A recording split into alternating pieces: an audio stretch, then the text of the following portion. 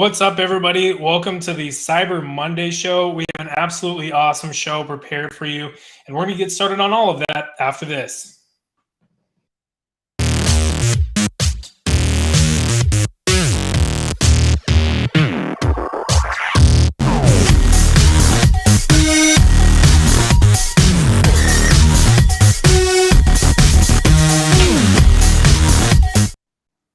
Alrighty, and so if you've been following along on Twitter or if you've seen the post on YouTube, then you know that we have our first episode here with our brand new co-host, Republic of Hackers' own Makeshift.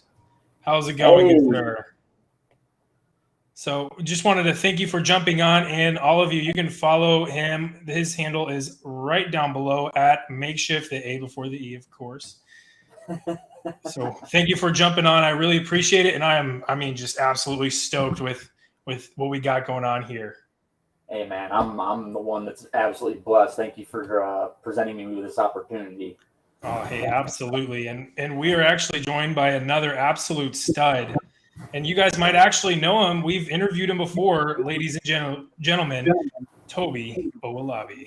How's it going, good sir? Hey, what's up, guys? All right, so y'all can actually also follow him at CyberShinobii. He is the founder of OLine Sec. And I have a link down below, I believe, on YouTube. If not, I will post it here in the chat shortly to our previous conversation. But Toby, thank you so much for jumping on. I really appreciate it.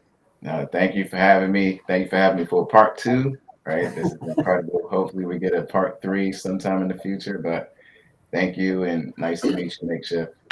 Nice to meet you too, buddy. Man, so we got, just I feel like a ton to talk about because we talked about so much on the last interview. I rewatched it when kind of preparing for this, and man, I mean, there's just so much awesome stuff, and I've been following along with OLine Sec and seeing the awesome work. What is new with OLine Sec that has come out since our talk in March? Well, first of all, sorry everybody, my camera's looking at me this way and the screen's this way. I don't want to miss Kayla's beautiful face while I'm talking. Now, it's been a lot of new things recently, but to keep it kind of short, the latest and greatest newest thing that's just happened is our new partnership with Jopwell. Right, Jopwell is an IT staffing agency that's trying to bridge the gap.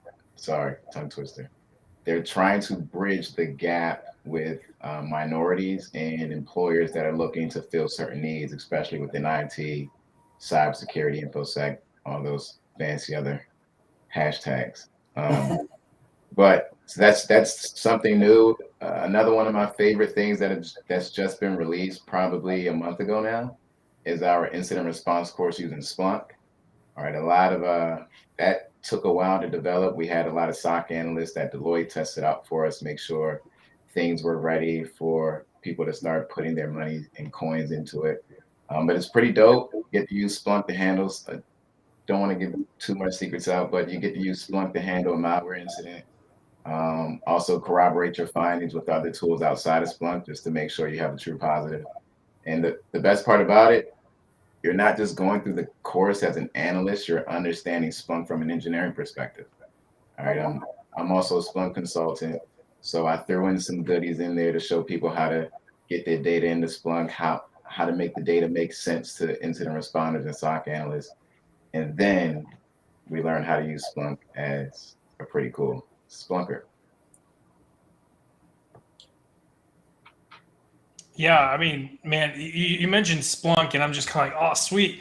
That's kind of where I got my start with InfoSec was while I was in school. I had an internship working with Splunk, and then of course now I deal a lot with it, and that's awesome. That's super. It's such a powerful and just excellent tool to be able to use. Yeah, I mean, Splunk is there.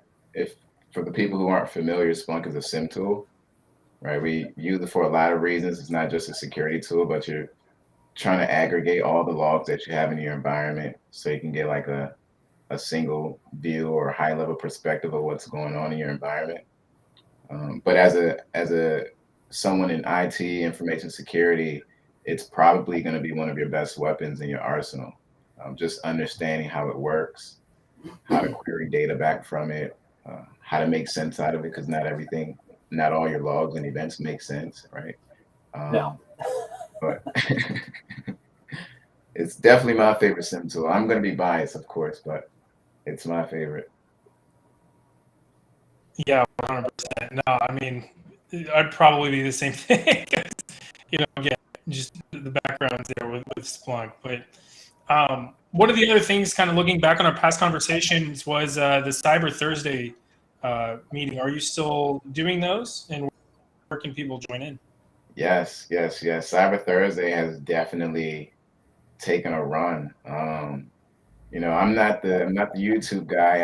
I really started Cyber Thursdays just as a platform for our students to have information when we're not in class, so they can't hear me talking 24/7. So I just started dropping stuff on YouTube. Then the Cyber Thursdays came about, which was supposed to be an extra hands-on study session. But people all around the world have been joining us on Cyber Thursday. They've been leaving fascinating comments about how some of them have gotten jobs from Cyber Thursday. Some of them have passed their Security Plus from it. Some of them are learning more that they're learning more on Cyber Thursday than they're learning in their associate programs or bachelor's degree programs. So I'm happy people like you keep me motivated to keep doing the YouTube videos, even though it takes a lot, right? So I commend you for this, because it definitely takes a lot to get up there live, make mistakes in front of people, still feel like a human being, and try to help at the same time. So definitely kudos to you. No, I appreciate it. And it makes it really easy having folks like you on that, keep me as a human and not a robot, right? And also, I'm just absolutely stoked to have Makeshift on now to kind of help me not feel alone in this. You know what I mean? Got you. So, and here in a couple weekends, I'm going to start, growing that beard back out, which means the mustache will have to go away and make it all even. But the plan is there. The plan is there to get the beard. It's not going to get quite to your length, unfortunately, but yeah, I know this is a cybersecurity podcast, so I don't want to derail it by talking about beards or anything. But if you need me help with that, I'm good. The Cyber Beard Podcast. Rebranding. You heard it here, folks. So, Toby, I wanted to kind of ask, because there's a lot going on. I don't know if you follow closely with just a lot of the events going on out on, like, let's say, InfoSec, social media, or even just elsewhere out there, right? And let me see. We're getting some sound feedback real quick. Sorry. I'll fix that here in a sec. But we occasionally see cases where the fundamentals get lost and confused, and then incidents happen. An organization might suffer a bit of a breach, and and it's because some of the more basic things, or what might be basic to a cybersecurity professional that's around it all the time. Maybe a company's kind of trying to look, a few steps ahead, and sometimes they're forgetting those fundamentals. How important is it to get the grasp on the fundamentals, like some of the stuff that you teach at OLine Sec, with helping people get the Security Plus and stuff like that? And how important really is it to continue to maintain that grasp even after you've gotten the certification, you've gotten the job, and maybe you're working more with some of those advanced topics? I think it's super important, especially if this is something you're passionate about, right? Something you don't want to just do to get a check, right? If you really love it, the fundamentals are going to be super important, because you have different perspectives. Some people are, they have their roles because they want to feed their families. Other people have their roles because they really love and enjoy what InfoSec and IT and cybersecurity comes with. But the fundamentals, that's like, I'm sure my students hear me saying that in their sleep. That's everything to me, right? Because and this is just from personal experience, regardless of which environment I found myself inside of, whether it's with DoD, whether it's with hospitals or gaming companies, the fundamentals never left. The tools may change, right? The tools are always going to change. The data that you're working with is going to change, obviously, but the fundamentals especially I'm speaking from a security perspective, like a threat hunter or some type of blue team perspective right now. But no matter what shop you go to, those fundamentals don't change, right? You're still using the same fundamentals to handle your incidents, to take notes of your incidents, to triage them, to do your network analysis, your malware analysis. The forensics team is still, they're all using the same fundamentals when it comes from managing risk, prioritizing it, trying to take care of the bad vulnerabilities out there. It's still the same fundamentals that you can use to effectively turn an 8-hour day into maybe 6 hours or 7 on a good day. But without the fundamentals, it's like a soup sandwich, right? You start paying for all these fancy tools that nobody knows how to use, right? They don't know how to use the tools, and you're taking them through these courses, expensive courses, to teach them how to use the tools. They learn how to use the tools. Now it's like, okay, what do I do with the tool? I know how to use it now, right? But fundamentals are super important, man. I think that's the biggest principle at OLine Security, right? Most of our students don't have the cybersecurity experience that you may have or other people may have. They're coming in with nothing. So how do we take them from nothing to something, right? We're not taking them to subject matter experts or heroes, but we're taking them somewhere. It's because of the fundamentals. They're getting jobs because they can fundamentally use tools to solve real world problems, right? They don't just have the security plus certification. The cert is cool, right? It's employers need it to cross that bucket off to get their budgets, but how do you keep your job, right? That's why I said it. And one of the factors are if you enjoy it, how do you keep that job? How do you progress? How do you get more? Well, you got to go back to the fundamentals and build on top of the fundamentals to keep going up. But I think it's super important.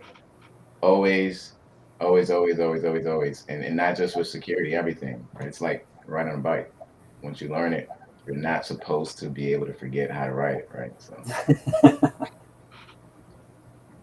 Yeah, mate. And mate, what do you think about, just kind of maintain that grasp on fundamentals? How often do you, refer back to those, old notes that you might have from, while you were just getting started, even, today, day to day, while you're, kind of knee deep in some of the advanced work? I mean, personally, I have notes. I use Obsidian and OneNote like religiously, and I mean, I can't even tell you because I mean, even when we're in the Republic of Hackers, when we're doing hacking sessions, I mean, you're not going to remember everything. There's times where it's like if I don't, work with something on a specific port or whatever, I'm not going to always remember that that's that port number. That protocol's, running on there. So I have a list of all these different port numbers and what protocols run on them, just as a reference point, I mean, there's sometimes certain lines of, it could be PowerShell, it could be, just Linux commands that, do certain things. Like you have to have those notes. And if you don't, like you were saying, like if you don't have, and it's fundamental stuff. I mean, it's not just like super advanced stuff. It's super basic Linux commands that maybe you should memorize, but if you don't use them enough, then you're not going to remember.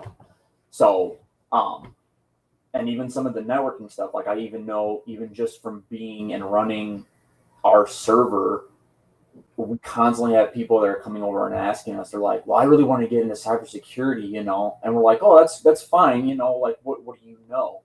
And they're like, well, I really want to just like get the Security Plus. And I'm like, great certification to go after, especially if you're trying to get into this industry. What do you know about networking? And they're like, oh, I don't really know that much about networking. I'm like, still go for the Security Plus, put it on the back burner and go after your Network Plus, or maybe not even have to necessarily go for the certification, but get the book, get a course on Udemy or whatever, and understand those networking concepts, because if you don't and you go into the Sec Plus and you start studying for that, you are literally going to struggle, because there are just, as CyberShinobi said, like there are just fundamental concepts that are talked about and, just methodologies and everything in that you utilize day in and day out trying to study for that Security Plus. Yeah, I think that that's so good and super important. I mean, it's just like you said, you're not always going to remember, some of those very nitty gritty details that will definitely come back up. I think the trap that I fell into, just getting started and trying to find a start, was, I was wanting to kind of jump into some of the security topics. And like, my dad would kind of have to pull me aside and be like, well, listen, you got to start with the networking, learn networking before you learn cybersecurity. And that's, I mean, 100%. I mean, I could not agree more. That's so good. Well, and it's really, I don't want to say it's funny, but it's kind of like almost kind of like a "I told you so" moment Yeah. when you have these kids that are like, "I'm not going to listen to you. I'm just going to go straight into the Sec Plus," and sometimes they have a little bit of knowledge enough to get them by, but even afterwards, there's other things, in the try hack me rooms, in the hack the box rooms, or even on their job when they get a job, they sit back and they go, crap, I really wish that I would have had this baseline knowledge. But like when we have people studying for the Sec Plus, they kind of sit back after a little bit and I feel, I don't know, I guess it makes me feel good realizing that they are honest enough to then come into the server and go, I admit I should probably go back and study some of this. Like there are concepts that we're running across while studying for this that I should know and I just don't. And I'm struggling to get past this because I don't know them. And they will actually go back. And obviously we help them go through that, but it's just, I guess, really kind of like, yeah, you can't get past without the fundamentals, man. It's like building a house. Can't start building the roof without the foundation. Yeah. Yeah, I feel like this comment No. kind of perfectly encapsulates it. I mean, talking about building a house, right? Me and But Dave are on the same page, man. yeah, and Toby, I think this was a point that you talked about in our last interview, where you mentioned that a lot of people will kind of fixate on, getting the security plus, but you have to remind them that that's kind of that is a step, but the ultimate goal is getting a job. And this kind of goes for both of you. Do you guys find that a lot of people might fixate on the certification, or they'll fixate on a specific, rung of the ladder, and kind of lose sight of the ultimate, goal, which is get the job, right? Do you see that? Yeah, I see it a lot. Um, more than I can think of. But the cert is, it's just a checkbox, right? It's literally just a checkbox. And once again, it depends on your perspective and what your goals are. Everybody has different goals, but from a overall, speaking in general terms, the cert is just a checkbox. And once you get that checkbox, that's one checkbox to get the job. But a lot of employers they want to know, they want to be assured that you can do certain things, right? Not just take a test, right? They want to make sure if you're going for a help desk position, they want to make sure you understand how GPOs work, how Active Directory works, not just what it is from a terminology perspective. Or if you're going to vulnerability analyst position, the employers, they don't just want somebody, they need somebody with the security plus, but it's better to get someone with the security plus and who understands what the heck is going on, right? There's, just because Nessus tells you there's a vulnerability doesn't mean you stop the whole world from running and go fix all those vulnerabilities, right? You're not going to learn that from the checkbox, right? From just making the checkbox. You have to understand that there are other countermeasures, other factors that go into play when chasing vulnerabilities. But I don't know, it's a lot, this cert chasing thing, it's born from a lot of different areas. Some people believe the more certs they have, it'll, I guess, replace the lack of skills to get a job. And I mean, maybe it's true in certain regions of the world, but I haven't really seen that to hold too much weight, right? I know people with 10 certifications who don't know anything and they're still looking for a job, and they don't know why, right? It's because you have the certs, but you can't articulate what you're doing. You have the roof of the house, right? And you're trying to sell the house to somebody. But yeah. This floating roof. It's cool. It looks cool. Yeah, I feel like I've kind of caught that a couple of times where sometimes you'll see, something just kind of like stated where the more it sounds like there's the advanced understanding, but but it's kind of making a like a theory assumption. But the more you kind of peel the layers away, you find that those fundamental concepts either contradict certain elements or they just aren't fully flushed out. And it's, then like you say, like that, the very nice looking roof that's built on toothpicks just kind of falls apart. Yeah. So, one of the other things that I wanted to kind of hit on was, what are some tips that you have for new folks to better vet the people that maybe they follow, and this kind of ties into just mentorship in cybersecurity. There's a lot of people, that I know both of you guys have met that are looking for mentors and people that can help guide them into cybersecurity. I mean, you are both excellent mentors. What are some ways that people can find the right mentor, and what are ways that they can vet people to make sure that they are finding the right mentor and they're not finding someone that might unfortunately take them down the wrong path? I'll let Mick take that one.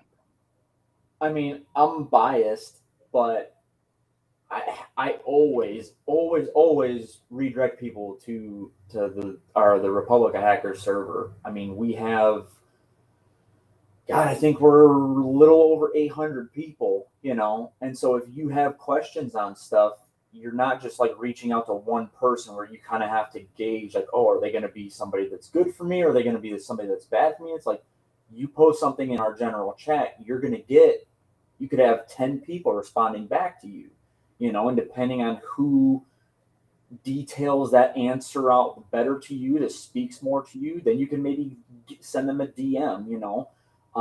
Obviously, we don't want you guys spamming people or anything, but and something else that I did personally was, and again, it might not be best for you. I'm a very extroverted person. I have no problem talking to random strangers about literally anything. I reached out to Philip Wiley. He was already following me. I followed him. I sent him a DM and I was just like, hey, if you have the time, if you want to, I would appreciate you being a mentor for me, and doing some sort of mentorship with you. I don't want to invade too much on your time. I want it to do it, when it's, what's the word I'm looking for? Like when it's best for you. Yeah, convenient. But that you kind of almost have to do that. If you're thirsty enough to want to have a mentor, even just like, I mean, every Monday, I know Tanya Janka always ends up posting something. She's like, "Are you looking for a mentor? Cyber Mentor Monday or whatever." And like, tons of people will retweet that because they're like, "Hey, I'm willing to mentor somebody. Just reach out to me." I mean, there's a bunch of different avenues to do that, but and again, after talking to somebody for even a little bit, you will start to understand, is this person really helping me? Am I gaining enough stuff from talking to them, from being in this mentorship with them, where it's benefiting me? And if it's not, then just move on. Like that person, like if somebody came to me and they were like, "Hey, the way you're bringing about certain topics or the way you're explaining it is just not, it's not hitting me right, or I'm gaining something from this, I'm gonna just kind of go out and find somebody else." Like that's not gonna hurt my feelings. Like I'm gonna be like, okay, that's totally fine. Like the way I describe stuff just isn't working for you, and I will help you find somebody else because I know a ton of people. Yeah, and if I could add to that, I think another, I totally agree with just not spamming people, but jumping into some DMs and saying, hey, I don't want to be a bug on the wall, but if you have time, if you can help me, I'd love to be one of your mentees. And before you do that, I'm a big advocate on LinkedIn profiles, right? Go and vet them out on LinkedIn if you can. Right. Some people don't have LinkedIn accounts, but there are a lot of professional subject matter experts who do have LinkedIn. And you just want to validate that they are who they say they are. I mean, you can easily do that by looking at their profile and seeing who they talk to. And the only reason I say that is because you have a lot of people who, social media is a double-edged sword. They're just going on social media and they're saying they're hackers, they're this, they're subject matter experts of this and that, and there's no proof, right? So you got to be careful with who you're getting advice from. Me personally, my mentors, they were all on LinkedIn. I did exactly what Meg just said. I hopped into their DMs. This was years ago, right? Like 7 years ago, when I can still find that first message. I just said, hey, I don't know anything. I didn't say it like that. It was other words that I used, but I don't know anything. Do you mind helping me out? I'm trying to become something X, Y, Z one day. I don't want to make stuff up. I'll probably screenshot it and put it on Twitter later. But he said, yeah, right. It took him a week to respond back to me. I wasn't upset. I didn't bash him because he didn't respond back. But and that's something else you got to understand. The people you want to be your mentors, they're busy. Yeah. Like they're really, really, really busy. So you have to take your time with them and be nice. And everybody wants to try to help somebody, especially the ones who are there and that you want to be like. They would love to help you. It's just the timing thing. So I think LinkedIn is good validation check. Yeah, that's excellent. I mean, both of those are excellent points. There's a couple questions here in the chat. I'm going to do this in reverse order because the most recent one's actually on exactly what we're talking about, and some of this we might have already answered. But how this from Salvador? How do you find a good mentor if you are not sure what exactly you want to do within network or cybersecurity?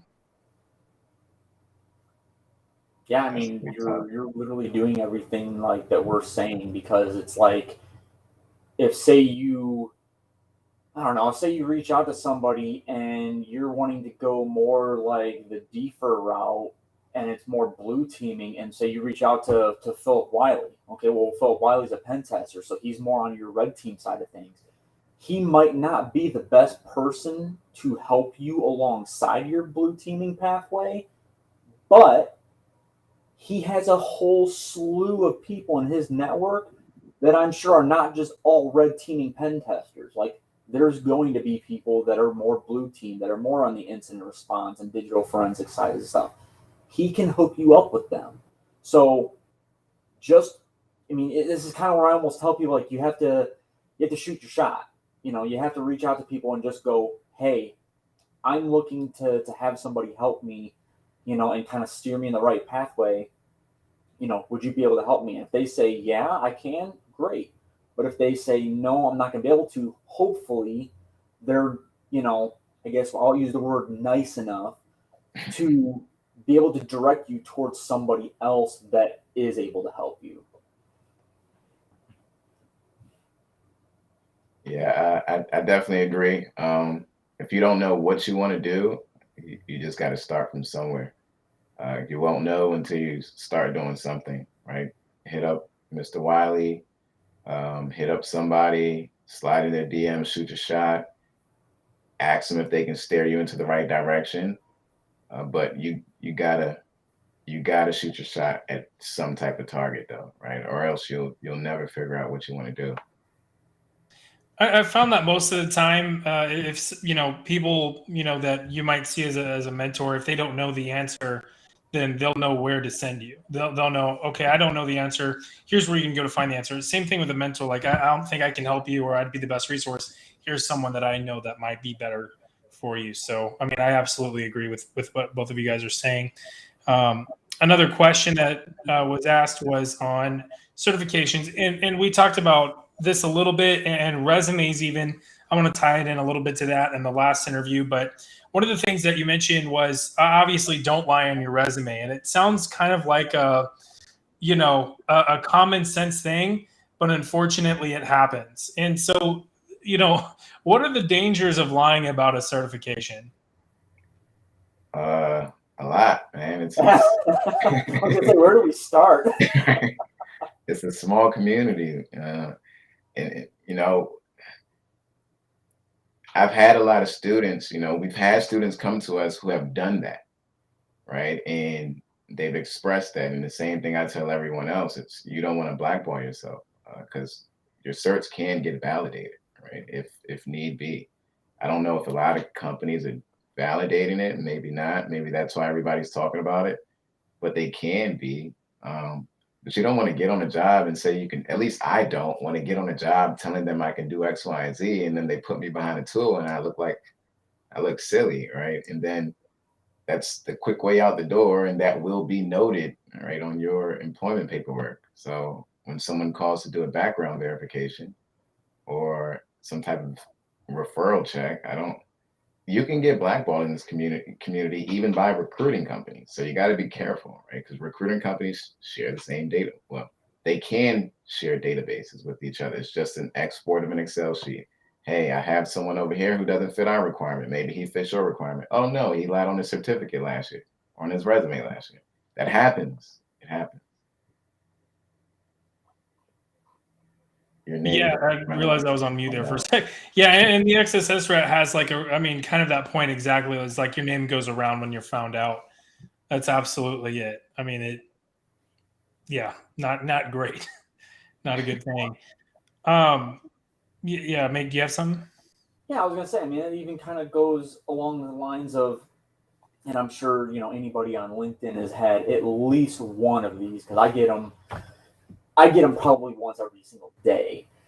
Is you get somebody messaging you and they're like, "Oh, I can help you get this certification, 100% can pass rate," and it's like, why would I want to cheat on passing a certification?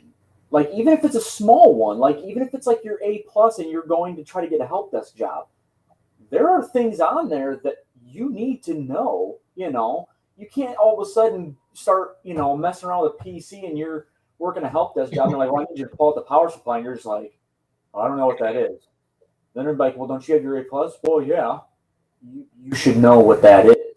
It's like there's no point in lying about a cert because just like CyberShinobii said, like, you're gonna look like a tool. Yeah. Straight up, like you're gonna look like that they made a mistake, and any company that sees that, especially in our industry, if they hired you wrong, you might not get too many strikes before they drop you. Yeah, because it's expensive to hire people. Right? That onboarding process is expensive. Well, and plus it's like, Sorry, go ahead. No, you first. Oh well, no, and it's also like it's if it's between someone that's like super qualified and then someone that lied, that's a huge disservice to the person that was qualified. Like, they're not getting the job because the company thinks that you earned it. I mean, no way that you get to that point, but that's also like what the technical interview is designed for. Is it'll weed people out based on if they don't know it. I've seen a couple examples on Twitter where someone was basically just talking about how they were finding people were hiring somebody to do technical interviews for them. And it's like, this whole like concept of people lying their way through the application process blows my mind. I can't I can't fathom trying to do that and what it would take to even attempt to try that, because it just seems like that's so easy to catch for the company that's trying to hire. And even like one time I was like scrolling on Instagram and I saw some account that was like buy a certification, but it was like buy the certification, not like buy the voucher to take the test to get the certification. It was like buy it, we'll put your name on it and forge the certification for you. And I was mind blown about it. I was like just sitting there scrolling through the profile, and they were posting on Instagram like pictures of these people like posing with their certification, like these people bought their certification today, and I'm just like, what in the world? I see messages like that on LinkedIn at least once a week. Like, hey, we can help you pass this cert. Hey, we have the answers for this. And then I'm like, how are you getting this? First of all, that's what I want to know. And then two, why do you keep messaging me? Well, and think about it this way, you almost wonder if that's like a form of phishing in a weird way. That like they're like, "Oh, well, we can help you get this, but you have to send us some money or click on this link to send." That's just you're just going down a very dark rabbit hole, and it's just like, man, just do your thing, study for the test, take it, and understand the concepts. Like, it's plain and simple. You don't I have to didn't try even to think figure it about out. that being like a nice phishing scam, method. That I mean, that's super ironic. Like, I really wanted to get the Sec Plus, but then I got phished in the process. It's like, Yeah, like that's some bad fundamentals right there. That's funny. like it's scarily hilarious. Yeah, that'll be a story. That'll be a story for later. How I try to get into cybersecurity. Well, I started by getting phished. The XSS Rat has a question. What's your guys' opinion about employers paying for training? I think it's great. It's great. It's great, great, great, great, great. There may not be enough of it, but it's great. It saves money, right? Sometimes if you think about it, now they don't have to go out there and hire all the gurus. They can just train up their own employees, especially when they're giving training to the entry level folks who are trying to learn other things, other tools. It's just a great pipeline within the organization. I've never seen training go wrong, right? You just don't. I see more happy employees. Well, and I think the reason behind that, and correct me if I'm wrong, but it's like it almost shows that the company values you as an employee when they're willing to invest money into you to train you. I mean, and that's whether it's a case of them paying, saying, hey, if you go and you take your Sec Plus or whatever, yeah, it's a $350 certification. If you pass it, we'll reimburse you for that. Like, that's huge.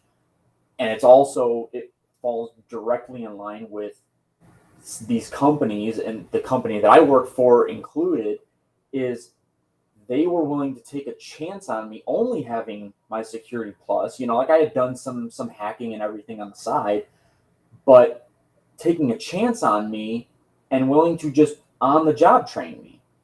Like that's huge. A lot of companies don't really want to do that because for them it costs them a lot of money to do that, and they would much rather just have a turnkey employee, somebody that are just like, oh, you already know all your blue teaming stuff, you've Yep. done this stuff for the last 5-6 years, we're going to bring you in, we might have to show you the ropes on a couple apps, but other than that you're set to go. After like a week you'll fit right in, you'll be like a pro.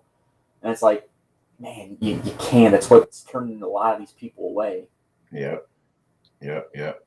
And I like the training thing too. I try to use that to get people away from cert chasing, because I'll tell them, hey, focus on one good cert. Right? Focus on one good cert, invest your money in one good cert, whatever it may be, and use that to potentially help you get a job, and then let your employer, right? You'll have other tools when you get on the job. If they are willing to pay for you to get those training, then whatever they're willing should be your next cert. Maybe they want to get you some AWS training. Maybe they want to get you some Splunk training. Instead of you investing thousands of dollars into all these certs, which may not matter at the end of the day, just figure out what your employers are spending money on, right? What do they want to train you up on? Or see if you can just ask, hey, can I go do XYZ training? If they say no, they say no. Yeah, I think it's very easy to tell priorities based on the budget. And if a lot of money is going into something like training, then you can tell, again, like you guys have said, that the company values their employees and they want to develop them further. And I think that there is a correlation between employee retention and how much they're investing in their employees, Okay. and including things like development, like tuition assistance, and paying for them to go to conferences and get certifications, because we're all eager to learn. We want to advance in our career. We want to learn these new things, and an organization that's willing to continue that for their employees, that really goes a long way, and that's something that attracts more talent wanting to get in on that. So then they're never really at a need. Whenever they're open up a vacant position, like, people will be lining up for that. Yeah, like I said before, and I'm just going to re-echo this. Um, it for somebody, myself, for many years was not valued as an employee. I mean, the company, and I'm not going to start naming names or anything like that because I don't want to bash them wholeheartedly, but there was no paid training. There was no, like the on-the-job training was real sketchy. It was just it wasn't good, and I never felt like I was valued as an employee. Whereas with this new company that I'm with, it's like, we're going to take the time. We're going to train you up on all this stuff. If you have any questions, please feel free to ask. I don't know whether there are certain benefits they offer as far as like paying to go to conferences or whatever, but it's like, even for me, coming essentially from nothing, where it's like they didn't even, there was no even like college reimbursement for tuition or anything. Like, it was like, no, you had to pay for it out of pocket. And oh, by the way, if the hours of your college class aren't outside of work, well, then you're just not going to do it. Like, it was like this huge, deterrent to me even trying to go to college. And it's like, I'm not even coming close to catching that vibe at the place I'm at right now. Like, they have just been unbelievably awesome. And it's like, every company needs to take note of this. Like, there's reasons why these companies their retention of employees is very high. You don't have people leaving because they're like, why? I'm still learning here. This place pays great. They appreciate me. Why would I leave? Yeah, 100%. And I know that, Toby, we're coming up to time that you'll have to depart. That sounds morbid. It is not that serious, but again, I really appreciate you jumping on. We have one last question, just if you don't mind kind of taking a look at it before you bounce. Yeah. That's not it. My bad. Wrong comment. Here we go. Most valued cert that you know of, and this could be, obviously not necessarily monetary, but just most bang for your buck, I guess. Most valued cert for yourself that you know of. Well, the ones that I do have right now, without a doubt, my most valued, probably my most favorite and the most challenging, the only exam I failed ever, right, out of all the certs that I have, is the Splunk consultant exam. That certification took a while, a very long time to go up through the entire training path. You have to do the admin course, the dashboarding course, advanced search and reporting. It's a bunch of different school of training that they have to get you to, that you have to pass. If you don't pass it, you have to start all the way over. And then the last exam took me for a doozy. I failed it the first time and I was pissed off. I was really, really pissed because I studied. The first time I made flashcards for every single thing and tried to make everything make sense. And I came back and took it again about 3 months later and knocked it out. But that is definitely my most valuable and something that I use on a daily basis. The one that I don't have yet, though, I haven't taken it yet, which will be my most valued, is going to be the OSCP. I haven't taken it yet, haven't had a chance to sit for it yet, trying to build out OLine Security. No excuses, though. I should have taken it already. But that's going to be my favorite one, even if I fail, so it doesn't matter.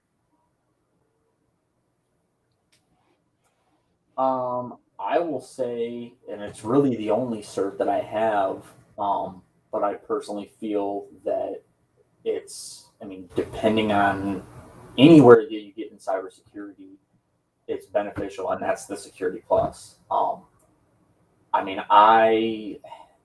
is a hard cert to pass. Like, that's not a walk in the park, and I found that out real quick. It was my first CompTIA cert, and it was definitely a doozy. But you learn some very good concepts of security, whether you're red team, blue team, if you're, GRC, like any of those, it will cover a little bit about. And it just it allows you to kind of figure out which pathway that interests you more. Like, I took it and I was still like, okay, I still really like red teaming, I'm gonna just kind of continue down that route. But you might take it and go, wow, I really enjoyed the blue team stuff, and then start trying to study for going down that route as well. It's just a really good baseline cert, and yeah, so. Yeah, I agree. I definitely agree. I don't think I'd be anywhere right now without that Security Plus cert. So I definitely agree. Yeah, for sure. No, I completely agree. And I could probably go on forever about it, but sir, I know that it's time. We gotta see you later. Part 3. There will be a part 3, right? Yes. That'll be good. Man, I'm so thankful for you jumping on again. I absolutely love everything that you're doing at OLine Sec. Your Ravens beat my Chiefs, and I was there for it, and it was actually a really fun time. Ravens fans were very nice to me, and they had a great evening. Do we have another game coming up? I don't think so. Not this. Well, it's not going to happen in the playoffs because the Ravens would be lucky to see the Chiefs in the championship game. So there you go.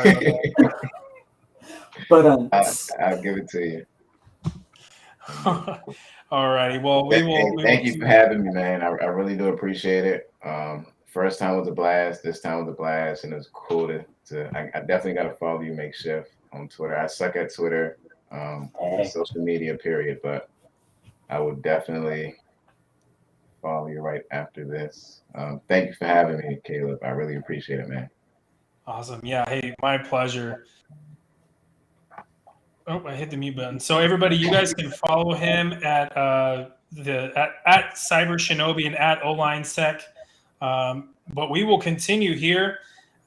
So we were talking about the Security Plus, and so it's so broad because it not only covers defensive, concepts, it covers offensive concepts, it covers governance, GRC, governance, risk, and compliance concepts.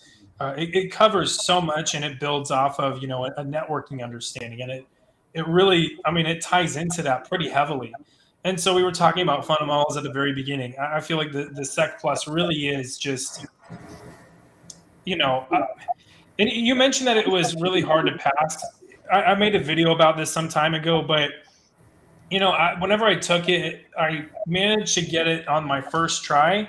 But if I had to delay taking it. If I didn't delay it, I would have failed. I did too. Legit. It's like, and you think, going to college, they would teach you enough, and they teach you a lot. It gets you a good chunk of the way. But yeah, no, you're doing the practice test, and you're like, man, there's so much they're not actually like that.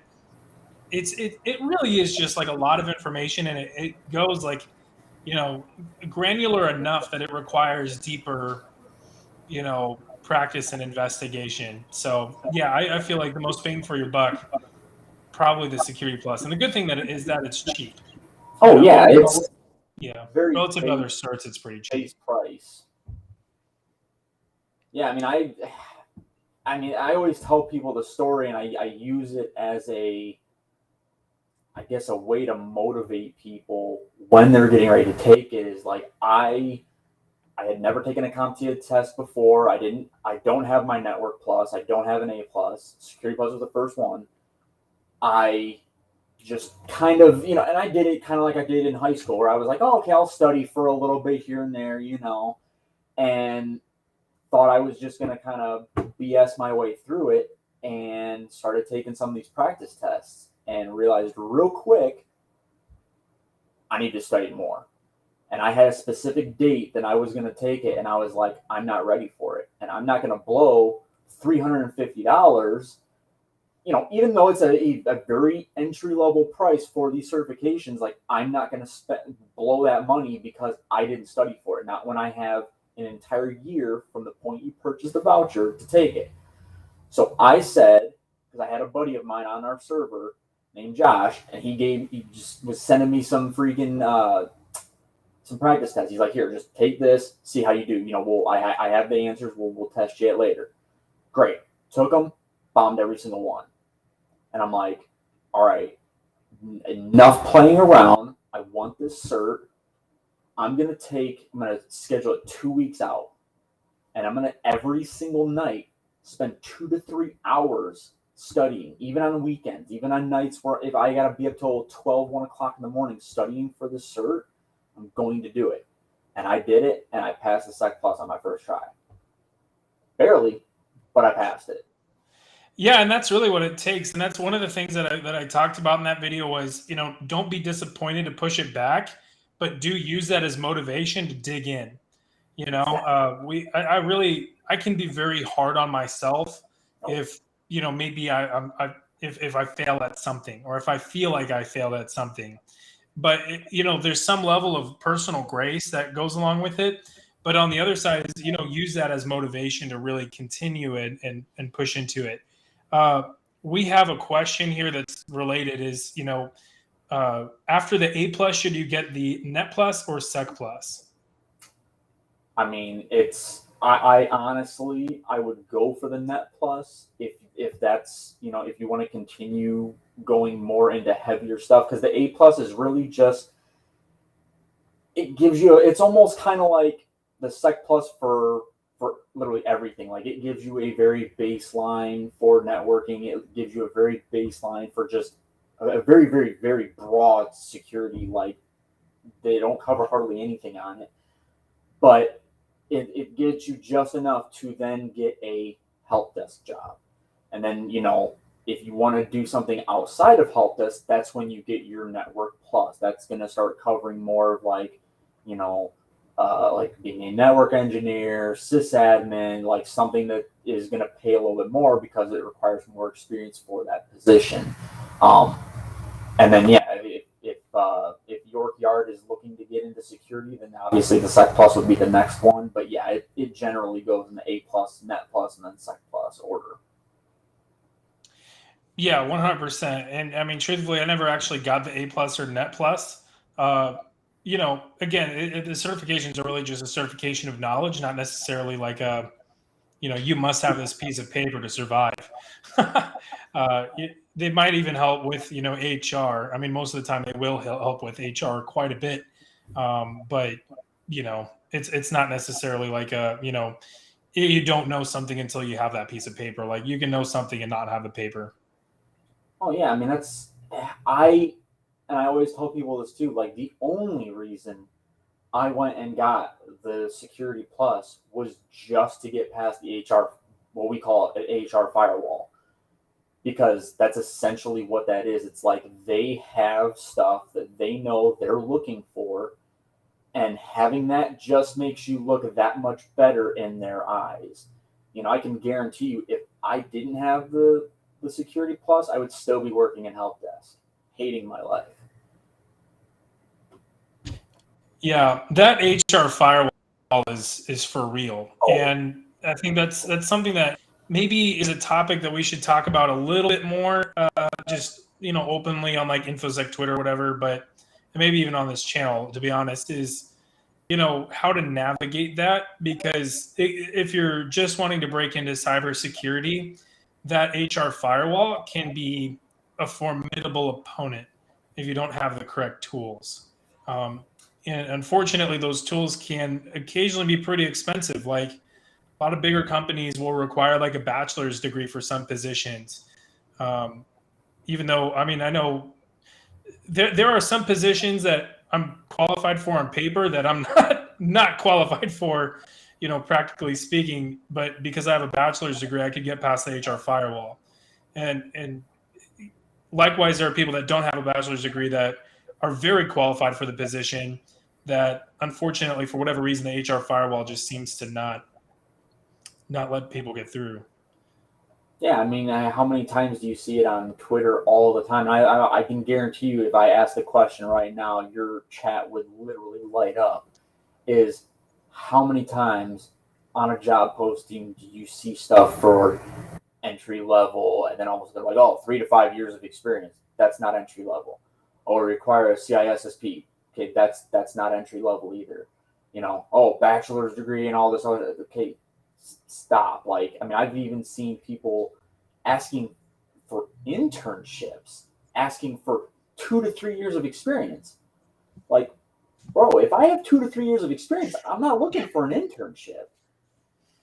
It's just the name of the game. But it's because you have an HR group or person or whatever that doesn't understand. They just look around and they'll go on Indeed or whatever, and they'll look up similar job postings for it, and they'll be like, oh, well, that's what this person's searching for, so I know what to throw into mine. And it's like, I think HR really needs to start involving, if they're not already. I'm not in HR, I don't know, and I'm not part of the hiring process, but they really need to start getting involved with their specific departments, whether that's IT or whatever, and asking, what do you require somebody to have? Because I can guarantee you the requirements or the recommendations, that list is going to be way, way, way smaller. And I think you're going to have a lot more people that are going to be willing to apply for those positions. Because I know for myself, and I had to have somebody talk me out of it, was not applying for those positions, asking for all that, because it is a deterrent. You see, like for me, if I sat back and I was looking at something for my position, saying bachelor's degree, 2-3 years of experience in sysadmin, and whatever Net Plus, A Plus, and Sec Plus, might deter me because I don't have the A Plus or the Net Plus. I don't have a bachelor's, and I don't have 2 to 3 years of experience. I wouldn't apply. Yeah, and the comment earlier about HR kind of acting as a gatekeeping mechanism. I mean, I feel like that is absolutely pertinent, and it's unfortunate because we have this conversation openly about reducing that. And I don't, honestly, I don't think that HR people even intend for that to happen. It's often, I mean, 9 times out of 10, it's a bureaucratic mechanism that it is a challenge removing bureaucracy.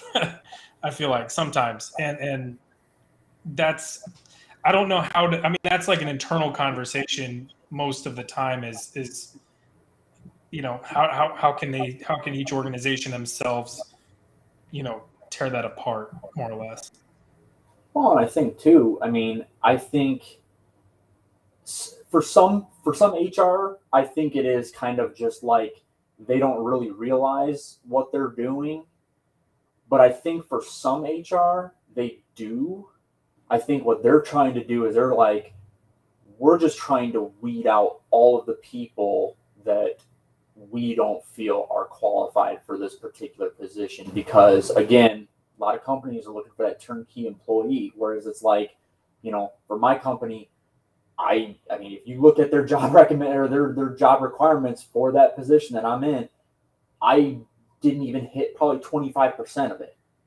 But they took a chance on me, and I've had glowing reviews from both my director, my VP, like everything. They're like, man, you're doing such a great job. And it's like, yeah, like I don't hit all these requirements, but I'm still able to come in here, do the job. I'm willing to learn. I'm striving to be the absolute best that I can be, They need to start taking chances on people. And I know it's expensive and everything, but it's like, you're gonna find people that are kind of that diamond in the rough that will surprise you. You're gonna sit back and go, oh my God, like where have you been for the last 25 years when this company first started? Like we could have used you way back when, like they're gonna sit back and realize that. Yeah, and I feel like that's exactly it. And I will forever be grateful for my current boss, because whenever I was interviewing for my current position, I actually wasn't actually given the position that I was interviewing for. They put me in another position that, if I were to think coming out of college, something that I felt weakest on, that's really what they put me at. And it was a sink or swim situation. And I learned like a fire hose. I learned so much in that role. And I feel like it has just boosted my confidence in so many areas because, it's like you said, once you find people that they're wanting to learn, you give them the opportunity to learn, and they'll make it happen. I mean, you have to make it happen. You're trying. I mean, you've worked this hard. You've gotten this far to get into the industry. Now you get your opportunity, and if you fail, that's pretty bad. You cannot fumble the football right here. You're at the 1 yard line, take it into the end zone. And, I think, the managers and bosses out there that are willing to do that will be richly rewarded. Oh yeah. And the thing too, and this goes very well in, trying to find a job and everything, that it helps you kind of bypass that HR firewall in a way, is networking with people. I cannot express how much networking has just helped me in general. And I actually, like, I won't say too much more about it because I know we're kind of running a little over on time, but I do have a YouTube video that I made specifically talking about networking and how I went from having maybe a little over 300 people following me when I first started this, and I'm upwards of like 4,500 people now. I mean, I jumped, and it was just due to networking. And I understand that there's extroverted people or introverted people that they have a little bit more difficult of a time than some of the rest of us do when it comes to engaging with people, and that's understandable. And I will be more than willing to help people kind of get around that.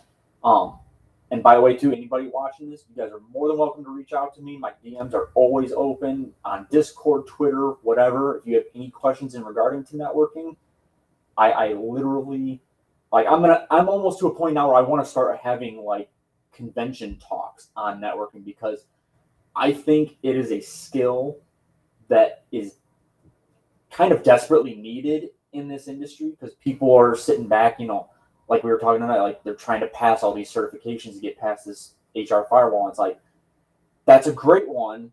It makes you look good in their eyes, but if you form some connections with people, you almost bypass that entirely. Like, I'm gonna be honest with you, I don't think I really had hardly any interactions with HR for the current company, because I had somebody that was willing to vouch for me and put in a good word for me. Yeah, and we talk about, and this sounds mischievous, right? We talk about in security that insider threats are a real problem. Well, networking, that can actually be a huge asset. If you have somebody that works inside, I mean, best way to get past the human firewall, insider threat. Somebody that works at the company that can vouch for you and is willing to, slide your resume to HR and say, hey, listen, I know this person, I know that they're set up for this. There you go. Find your insider threats. Yeah. Like I said, networking is absolutely huge. And I'll be the first one to tell you, I would not have gotten my job if it weren't for the networking portion. I mean, the skills and the know-how that I have in security helped me a ton, but I had a hard time looking for a job. And it was because I just kept getting turned away, for whatever reason. But the networking helped me get in. And look at where I'm at now. I finally broke into the InfoSec industry after, a year of trying. I started off from literally, I got, and I can go into this story maybe in a later podcast, tune in maybe next week.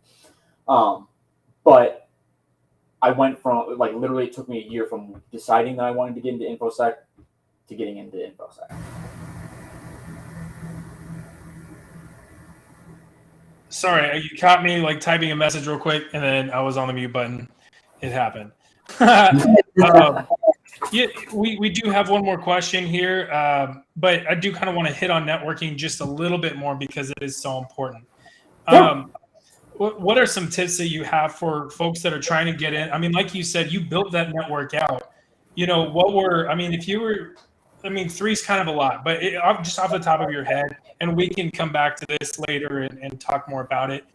What are some tips that you have for networking that folks that are trying to break in can utilize to make it happen? So the first one that I know some people it kind of annoys them. They kind of think it's a little bit spammy, and I understand that. I really do. But for somebody that was starting out and trying to network with people, the follow Fridays is huge. I mean, it's a case of, like, I went around and I was tagging in your Alyssa Millers, your Philip Wiley's, your Bryson Bort's. Like, I was tagging these people, and I was like, oh, follow, hashtag cybersecurity, and these people would follow me back. That was like the first part of it. And then the second part is engage with these people. Don't just go in looking like, I'm just looking to get a job, and I think that if I can make a connection with this person, that's what's going to happen. I'm just going to get this job because I know them. And I can put that on my resume. I knew them on Twitter. No. I went in with the mindset of, I genuinely just want to be friends with these people. Looking for a job was like kind of like the cherry on the sundae. If it happens, great. That's not the main goal. The main goal was just to make some friends. You connect with these people, you engage with them, you comment on their stuff. Even if they don't comment on your stuff or if they don't like it, don't let that deter you. Still continue to do it, because eventually they will. You know, I have people that, you know, I might not always necessarily interact with when they comment on my stuff, but if I see them consistently, I'll eventually want to talk to them, because I'm like, oh, okay, this person's putting in the effort to try to talk to me and make some conversation, you know.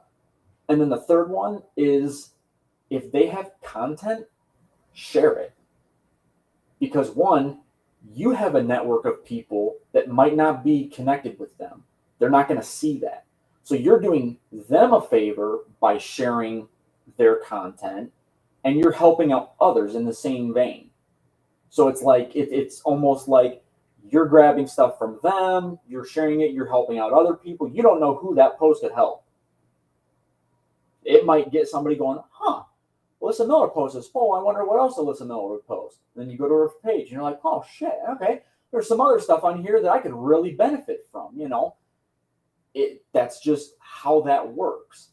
And if you share these people's stuff, they will eventually start to see it. They'll start engaging with your stuff. They might follow you back. If they follow you back, you're in the gold at that point. But those are roughly the three things that I always tell people. And there's way more than that. But you just have to get involved with these people and get involved with the community. These people are not going to bite your head off if you ask a question, just as long as you Google it first. Because if you don't Google, they're going to ask you, did you Google this first? Especially if it's something that we can find within the first 10 minutes of Googling. But you have to interact with these people. I mean, I have people that are, you know, they send me DMs all the time, and I have no problem answering them. It might take me a little bit because I'm either working or I'm busy doing some stuff. Might be flinging discs, playing disc golf. I will get back to you eventually, you know. And I have no problem helping people, but you have to ask, because again, it's like, you miss 100% of the shots that you don't take. Yeah, I mean, 1,000%, and that's all just absolutely excellent advice. So, and I mean, on the point of sharing, so if you're watching this video, share some videos, you know, and if Makeshift has a good tweet, hey, share it out. I mean, you know, that's always that really is actually a great way to get more engagement, because that is something that stands out more than just a like. And I mean, I've noticed for me, even whenever I'm, you know, sharing someone's stuff, like they take note of that and they'll comment, and they'll, you know, you end up getting more engagement with that person that way. Yeah, it's like, if you share this podcast enough times, maybe we'll bring you on. And big brain move. I don't say that just out of jest and making a joke. I say that because that helped me. I shared, and I'm going to give him a plug because he's a really cool guy.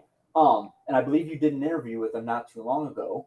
I shared a lot of Cyber Warriors podcasts.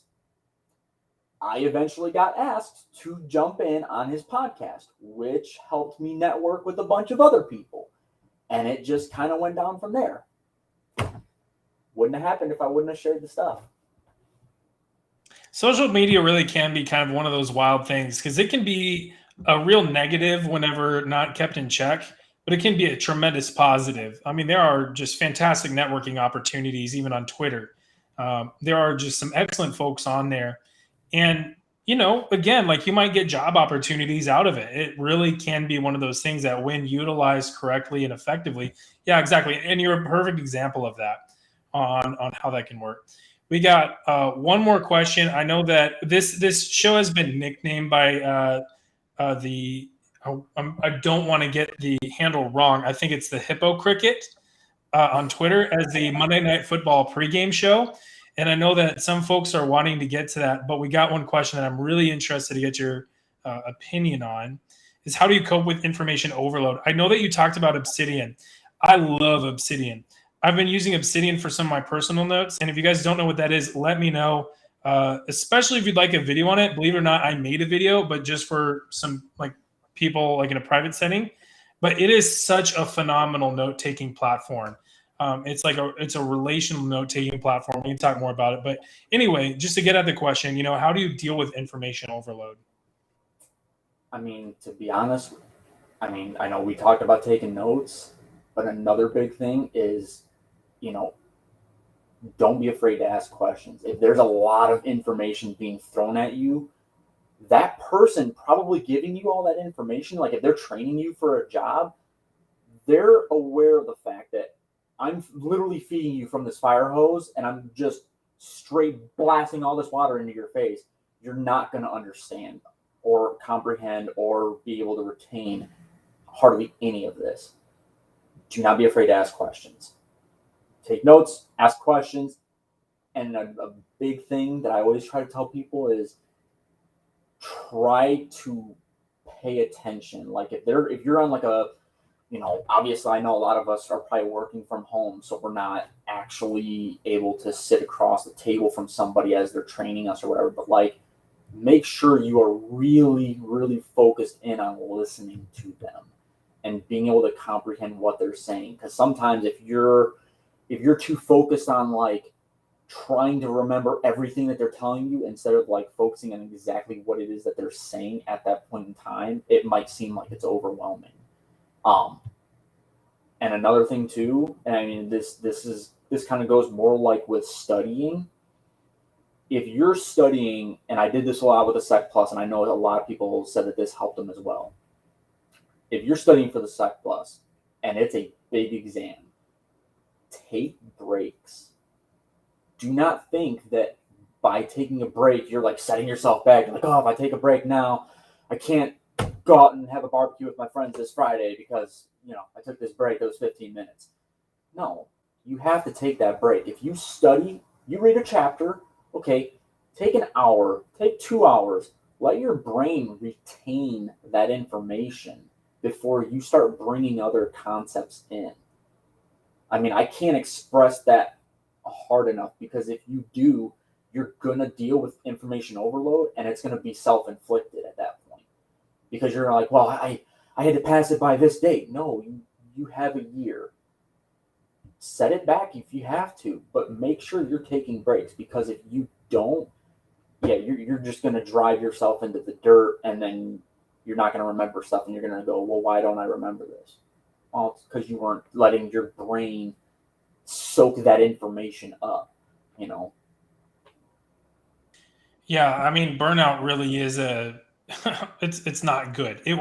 Nothing will complicate your learning process more than burnout. It'll devastate the process. It'll make you afraid to dive back in just because you're going to remember, well, last time I, invested in this process, I got just totally, physiologically destroyed by it.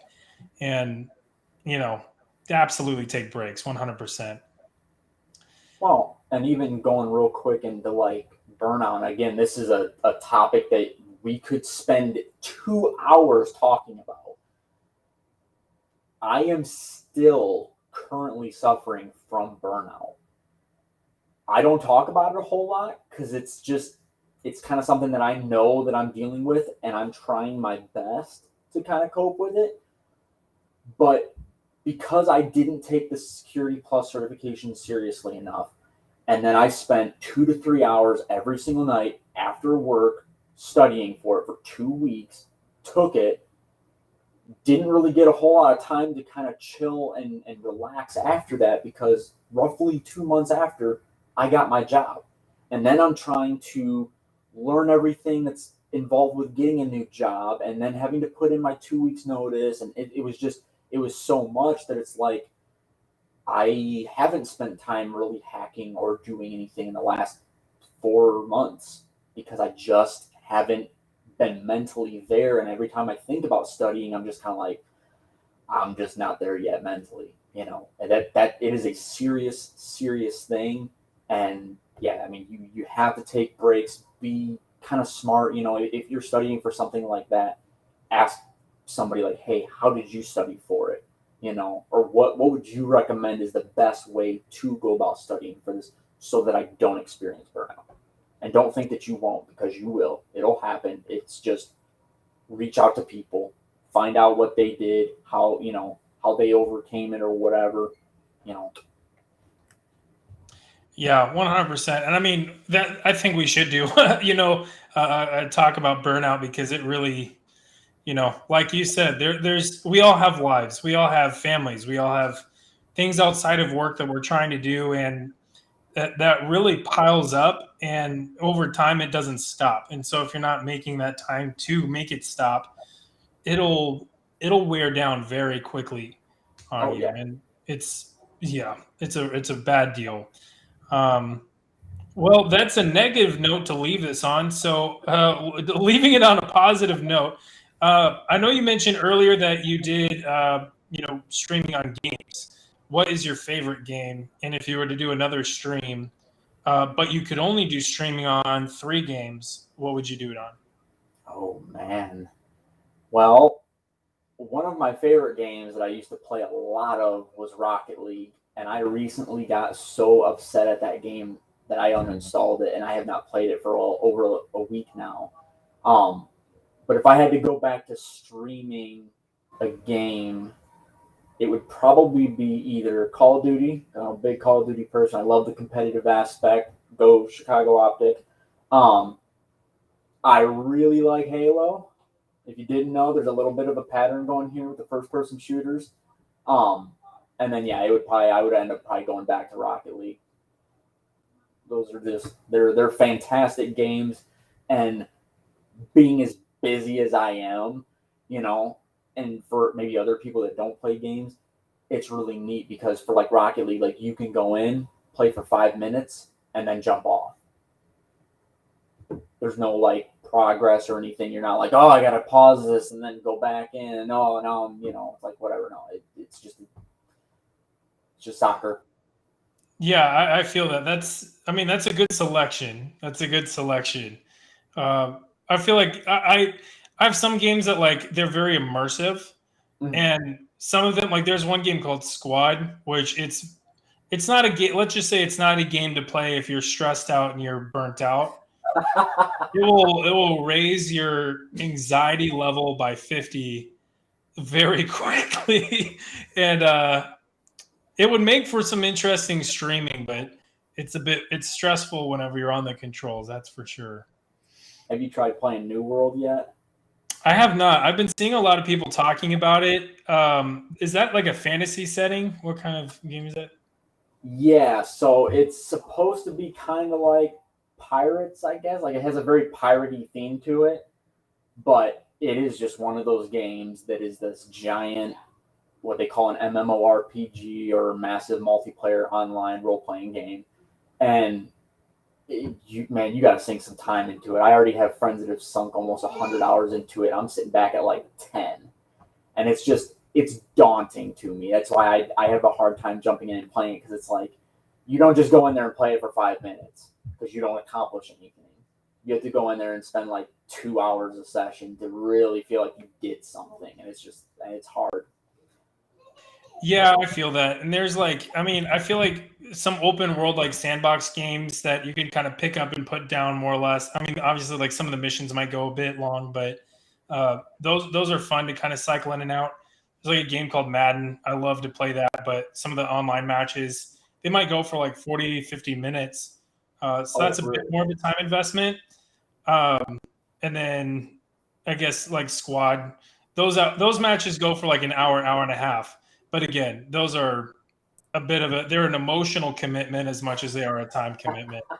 So Well, and I'll plug a game because I actually really really liked it. And I thought that if you enjoy the red teaming side of things, if you enjoy running Linux commands and whatnot, there's a really good game, and it's fairly cheap. I think it was only like I spent maybe $5 on it, and it's on Steam, called Hacknet, and it is. Just from playing maybe the 5 hours that I did so far, it is very very good at replicating like what you would actually do. There's some things where they have to make it more gamey related, so that you're not actually typing out like, whatever to do a DDoS, but like there are certain things, like there are certain commands that you use in these interfaces that are the exact same thing that you would do if you were running on Linux. And I thought it was a very good kind of like, it's almost kind of like hack the box or try hacking. Like they take topics like that and they turn it gamey and they make it fun to learn. And I felt like I retained a lot of the stuff that I learned, and even some stuff I learned, you know. So I'm just gonna plug that. I love it. I love it. Well, everybody, we are, we're technically past time. I mean, I'll kind of like mention, time, but these, I love that we're finding things to talk about, and these are all excellent. And I've made note of it. We definitely need to circle back on some of these topics and dig in a bit more, because a lot of them are very important. And I think that talking about it more could benefit some people. So that's definitely in the future. But for now, we're going to go ahead and close this up. Again, if you were here for CyberShinobii, here are the spots you can follow him, and OLine Sec, which is just an absolutely awesome, organization he runs. And for both of us, here are our Twitter handles. Definitely give us a follow and let us know if we can help with anything. We are both absolutely here for it. I will say real quick, not to interrupt you. So for the makeshift, it's SHYFT. Oh no! I don't know if you go to search for somebody, it's SHIFT who you're gonna find, but it won't be me. Hey. Oh no! Hey, listen, it's been a day. It's been a day. It has been a day. But hey, now it's saved and it'll be this way forever. So we fixed it. So everybody, thank you for jumping on Makeshift. Man, I am so happy that you're here. We'll have you here week to week. This is gonna be a lot of fun. Oh man, I'm looking forward to it. And I real quick, because I know we talked about a lot of things, a lot about finding jobs and mentorship and everything. If you find me on Twitter, on my bio, there is a link to the Republic of Hackers Discord. Do please click that and join up, because we are always welcoming new people. We're always willing to help with questions. We've helped people pass OSCP, EJPT, Sec Plus, Net Plus. We've helped people get jobs. Like, we are literally there to help you in any way, shape, or form that we can. Do not be afraid to reach out to us. Yeah, 100%. And the Republic of Hackers Discord is awesome. There are so many spaces to learn. I mean, not just red team stuff, but blue team stuff as well. And sharing resources and different sources or, places to learn. It's excellent. StudioSec verified. So with that, we'll leave it at that. Everybody enjoy Monday Night Football, and we will see you all next time.